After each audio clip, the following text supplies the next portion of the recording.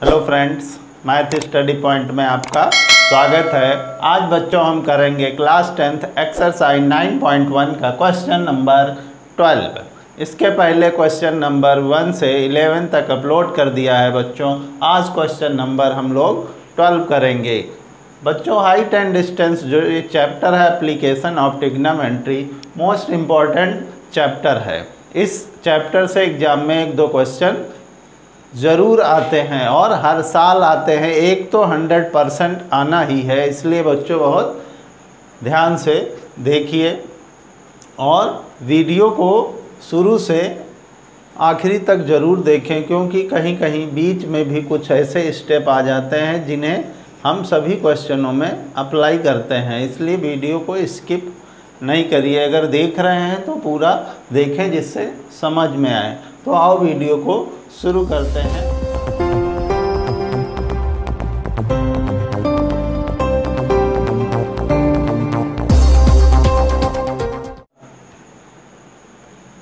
तो बच्चों क्या है क्वेश्चन नंबर 12 हमारा। 7 मीटर ऊंचे भवन के शिखर से, कोई भवन है, मान लिया ये क्या है, एक भवन है जो 7 मीटर है।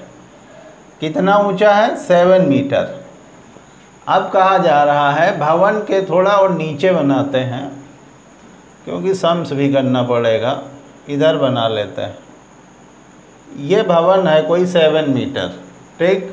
अब भवन के शिखर से, अब ये भवन का शिखर होता है और ये भवन का पाद होता है, ठीक, मतलब बॉटम पॉइंट। कहा जा रहा है शिखर से एक केबल है। क्या? केबल टावर के शिखर का उन्नयन कोण। अब जो भवन का शिखर है यहाँ से उन्नयन कोण है, तो उन्नयन कोण कहाँ होता है? ऊपर की ओर, ठीक। ऐसे बनेगा तो जरूर जो टावर होगा इससे भवन से ऊंचा होगा। तो टावर इधर बना देते हैं ये, ठीक। अब कहा जा रहा है केबल टावर के, जो ये केबल का टॉप शिखर है, मकान के शिखर का जो उन्नयन कोण है वो कहा जा रहा है 60 डिग्री है। तो इसको ऐसे 60 डिग्री मिला देंगे, ऐसे 60 डिग्री मिला दिया। इसको ऐसे डॉट डॉट ऐसे मिला दो, तो ये हमारा क्या आ गया? 60 डिग्री। भवन के शिखर से टावर के शिखर का उन्नयन कोण बन गया, ठीक। इसको भी बच्चों ज्वाइन कर दीजिए। अब देखिए 60 अंश है और इसके पाद का जो क्या है अवनमन कोण है वो कितना है? 30 अंश है। किसके? टावर का। टावर के पाद का जो उन्नयन कोण है वो कितना है? ध्यान से देखिएगा, ऐसे। अब अवनमन कोण बनेगा तो नीचे की ओर बनेगा, तो ये कितना होगा? 45।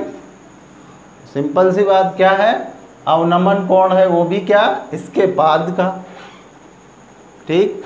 तो ये उन्नयन कोण बन गया। अब नाम रख देते हैं बच्चों, मकान की ऊंचाई को ए बी रख दिया और जो टावर की ऊंचाई है CD रख दिया, इसका नाम EE रख दिया, ठीक। अब देखिए बच्चों ये AE है और BC के दोनों क्या है? पैरेलल लाइन है। पैरेलल लाइन है, ये देखिए जो शेप ऐसे बन रहा है, तो ये बच्चों कौन से कोण होते हैं? एकांतर कोण होते हैं, अल्टरनेट एंगल, जो जेड के शेप में बनता है। ये देखो ऐसे आया इस शेप में, देखिए जरा। तो ये हमारा क्या है? अल्टरनेट एंगल होते हैं, एकांतर कोण होते हैं। ये देखो, तो ये 45 डिग्री है, तो ये भी हमारा क्या होगा? 45 ही डिग्री होगा, ठीक बच्चों। अब देखिए क्या निकालना है, जरा ध्यान से डायग्राम समझ। अब हमें बताना है टावर की ऊंचाई, जो CD है ये, इसकी ऊंचाई हमें बतानी है क्या होगी। इसकी ऊंचाई बतानी है कि क्या होगी। इसकी ऊंचाई मान लिया क्या है? पूरी h है। क्या है? h। ये पूरी h है, तो अगर इतनी हम ले लें तो क्या होगा? पूरी h है, तो ये क्या हो जाएगी? सब चीज़ों पे ध्यान देना पड़ेगा, क्योंकि हमें इसकी भी वो चाहिए। जब ये त्रिभुज लेंगे तो ये हाइट चाहिए, ठीक। तो हमें इसके लिए क्या करना पड़ेगा, पूरी तो h है हमारी, पूरी क्या है h, इसको अगर हम x ले लें, ठीक, और तो इतनी इसमें घट जाएगी ये, फिर तो ये क्या आ जाएगी हमारी, इतनी h माइनस एक्स हो जाएगी। अगर इसको x लेते तो ये s हो जाती। इन चीज़ों पे ध्यान देना है बस। तो ये भी हमारी क्या होगी, h माइनस एक्स होगी, क्योंकि ये, अब देखो ये एक आयत बन रहा है बच्चों, ABCE, ये क्या है आयत, और आयत में क्या होता है, आमने सामने की भुजाएं बराबर होती हैं, ठीक।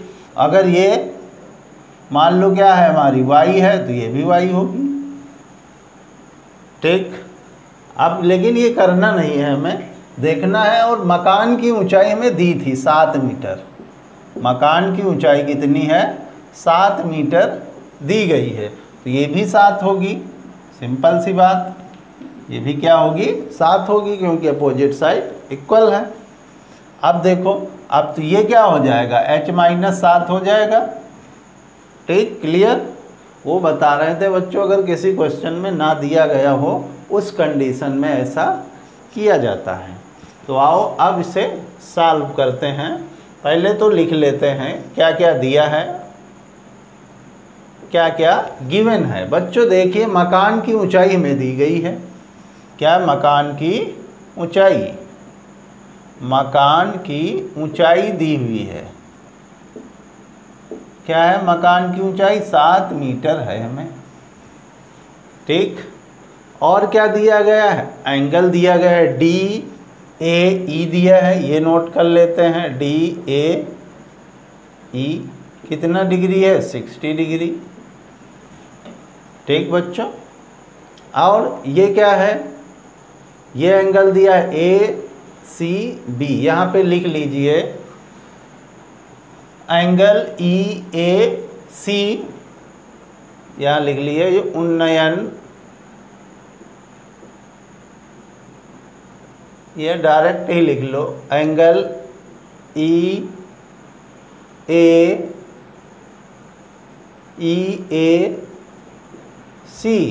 बराबर क्या हो जाएगा, ACB बराबर 45 डिग्री।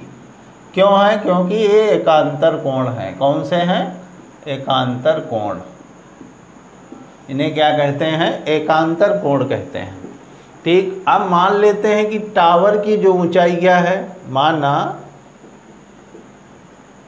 टावर की ऊंचाई, टावर की ऊंचाई को क्या मान लेते हैं, h मीटर, टावर की ऊंचाई को h मीटर मान लिया, ठीक। और मान लेते हैं क्या है, AE बराबर BC बराबर y, अपोजिट साइड क्या है, सेम है, इसलिए y रख लिया। अब देखो क्या करते हैं, हल करते हैं इसे। पहले तो त्रिभुज कौन सा लेंगे, DEA, ठीक, या ये भी ले सकते हो ABC, तो ABC से कर लो तो फट से y निकल जाएगा। त्रिभुज ABC में, अब ABC में बच्चों देखिए, हमें लंब और आधार, लंब आधार किस में होते हैं, tan में, तो tan लेंगे, tan 45 डिग्री बराबर क्या हो जाएगा, 7 लंब है, आधार कितना है y, तो 45 डिग्री की वैल्यू क्या होती है बच्चों, 1, तो 7 अपॉन क्या हो जाएगा y, तो y का अगर क्रॉस मल्टीप्लाई से करोगे तो y बन जा y क्या आ गया हमारा, 7 आ गया, तो ये हमारा y क्या हो जाएगा, 7। अब ऊपर वाला त्रिभुज ले लेते हैं, ठीक। तो कौन सा त्रिभुज है देखिए, अब त्रिभुज कौन सा है हमारा, DEA, त्रिभुज DEA में क्या करेंगे, tan 60 बराबर क्या हो जाएगा, इसमें लंब क्या है, ये एंगल है तो ये लंब होगी, h माइनस 7, अब बच्चों आधार क्या है हमारा 7, ठीक। अब क्या करते हैं बच्चों, tan 60 का मान रखेंगे। tan 60 क्या होता है √3, तो ये क्या आ गया हमारा h-7/7, तिरछा गुणा कर देते हैं तो ये क्या आ जाएगा 7√3 बराबर h-7। तो बच्चों 7 को इधर भेजेंगे तो क्या होगा प्लस हो जाएगा, तो h बराबर क्या आ जाएगा 7√3 + 7, ठीक। अब क्या करेंगे फिर 7 कॉमन ले लेते हैं, 7 कॉमन ले लिया तो क्या आया √3 + 1 मीटर। तो ये क्या आ गई हमारी टावर की ऊंचाई आ गई बच्चों, क्या आ गई टावर की ऊंचाई बराबर क्या आ जाता है हमारा, टावर की ऊंचाई कितनी आई 7 ब्रैकेट में √3 + 1 मीटर। यही हमारा क्या हो जाएगा आंसर हो जाएगा। तो ये क्वेश्चन नंबर बच्चों रहा 12। इसमें ज़्यादा दिक्कत नहीं है, बशर्ते हमें ये टाइन साइन कॉस याद होना चाहिए, डायग्राम से क्वेश्चन हल हो जाता है। बस ये याद हो क्या टाइन में क्या होता है परपेंडिकुलर अपान बेस। उसके लिए पंडित बद्री प्रसाद हर हर बोले को याद रख लो, पंडित बद्री प्रसाद हर हर बोले, सोना चांदी तौले। तो ये हमारा क्या हो गया सब निकल आएगा, सोना S फॉर साइन, चांदी C फॉर कैश और तौले T फॉर टाइम। तो ये साइन हो जाएगा परपेंडिकुलर अपॉन हाइपोटेनस, और cos base upon hypotenuse, tan perpendicular upon base. इसी का अपोजिट क्या होता है कोसेक, इसका सेक और इसका कॉट, उल्टा पर base upon perpendicular, hypotenuse upon base, hypotenuse upon perpendicular. तो बच्चों क्वेश्चन नंबर 12 रहा। अब करेंगे बच्चों क्वेश्चन नंबर 13। हाँ, अब तक वीडियो अगर लाइक न किया हो बच्चों तो वीडियो को लाइक कर दीजिए और दोस्तों को शेयर कर दीजिए। हाँ, नए यूज़र हो तो चैनल को सब्सक्राइब करके बेल आइकन दबा दीजिए, जिससे आने वाली नई वीडियोज़ आप लोगों तक पहुंचती रहे। तो pause the video, note it down.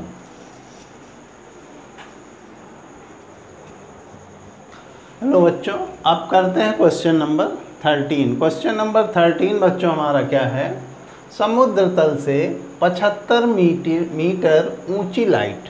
कोई समुद्र तल है, ये समुद्र का तल है, ठीक। अब कहा जा रहा है समुद्र तल से 75 मीटर ऊंची लाइट हाउस। यहाँ से कोई 75 मीटर ऊंची लाइट हाउस है, ठीक। कहा जा रहा है लाइट हाउस के शिखर से, यहाँ से शिखर से देखने पर 2 समुद्री जहाज़, यहाँ देखने पर कोई 2 समुद्र में जहाज़ यहाँ हैं, एक यहाँ मान लो है और एक यहाँ पर है, 2 समुद्री जहाज़ जो कि शिखरों के अवनमन कोण, शिखर से जो शिखर से कोण नीचे की ओर बनेंगे तो स्वाभाविक से अवनमन कोण होंगे। तो ऐसे बनेंगे अवनमन कोण, देखिएगा ऐसे,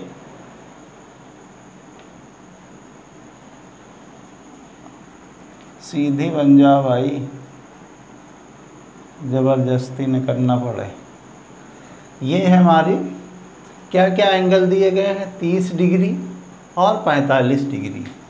इसको थोड़ा सीधा कर देते हैं बच्चों। ये पूरा क्या है हमारा, यहाँ से यहाँ तक 45 डिग्री है। तो ये हमारा, तो ये 45 हो जाएगा, क्यों, क्योंकि एकांतर कोण है।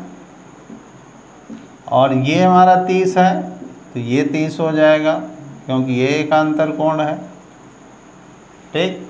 इन चीज़ों पे ध्यान दीजिए। और जो हमारे जहाज़ हैं उनके क्या नाम रख दिया, मान लो ये हमारा क्या है, लाइट हाउस की जो ऊंचाई है वो AB है और जो जहाज़ है वो C और D पर है, ठीक। इसका भी नाम कुछ दे देते हैं बच्चों, यहाँ ई लिख देते हैं। ठीक, ये हमारा डायग्राम है। बताया जा रहा है दोनों जहाज क्या है, एक ही ओर है। तो देखो एक ही ओर है, सी और डी क्या है, दोनों जहाज यहाँ पर एक है, एक यहाँ पर है। दोनों जहाज़ों के बीच की दूरी, ये डिस्टेंस हमें बतानी है कितनी है। एक जहाज़ दूसरे जहाज़ के ठीक पीछे हो तो जहाज़ों के बीच की दूरी ये हमें बतानी है। दूरी हमें ऊंचाई पता है कि ये कितनी है, 75 मीटर दी गई है। हमें ये निकालना है पूरी डिस्टेंस हमारी ये हुई। ठीक, अगर पूरी x है, पूरी x है हमारी, ध्यान दीजिएगा, तो ये कितनी होगी, पूरी x है। तो ये अगर हम इसको मान लें कुछ, इसको मान ले y, तो ये हमारी क्या हो जाएगी, x माइनस वाई। सिंपल सी बात। तो हमें फाइंड क्या करना है, y फाइंड करनी है। तो आइए लिखते हैं, जो जो गिवन है पहले उसे नोट कर लेते हैं। क्या हमें दिया है, लाइट हाउस की ऊंचाई दी गई है। लाइट हाउस की ऊंचाई, लाइट हाउस की ऊंचाई बच्चों दिया है 75 मीटर। और हमें एंगल दिए गए हैं बच्चों, ये चीज़ जान लीजिएगा, उन्नयन कोण अवनमन कोण बराबर उन्नयन कोण होता है। ठीक, angle of elevation is equal to angle of depression. जो ऊपर से देखते हैं तो अवनमन कोण बनता है, नीचे से देखेंगे तो उन्नयन कोण बनेगा। तो हमें ये एंगल दिए, इनको नोट कर लेते हैं। एंगल ए सी बी दिया है, एंगल ए सी बी बराबर क्या हो जाएगा, ई ए सी, ये भी लिख दीजिए क्योंकि एक रीजन मिल जाएगा। ई ए सी बराबर 45 डिग्री। ठीक, ब्रैकेट में चाहिए लिख दीजिए, अवनमन कोण बराबर उन्नयन कोण। और क्या दिया है हमें, एंगल, एंगल का साइन लगा दीजिए। ये एंगल दिया है A D B, A D B बराबर क्या हो जाएगा, ई ए डी। शो कर दें, कोई दिक्कत नहीं है, क्योंकि वो अवनमन कोण है, दोनों इक्वल होते हैं इसलिए दिखा रहा हूँ बच्चों। कोई दिक्कत नहीं, आप ऐसे भी लिख सकते हो, अकेला भी, ये ज़रूरी नहीं कि दोनों लिखें। ब्रैकेट में हाँ लिख सकते हो कि उन्नयन कोण बराबर अवनमन कोण। अब बच्चों माना क्या है, माना दोनों जहाज़ों के बीच की दूरी बराबर क्या है, y मीटर है,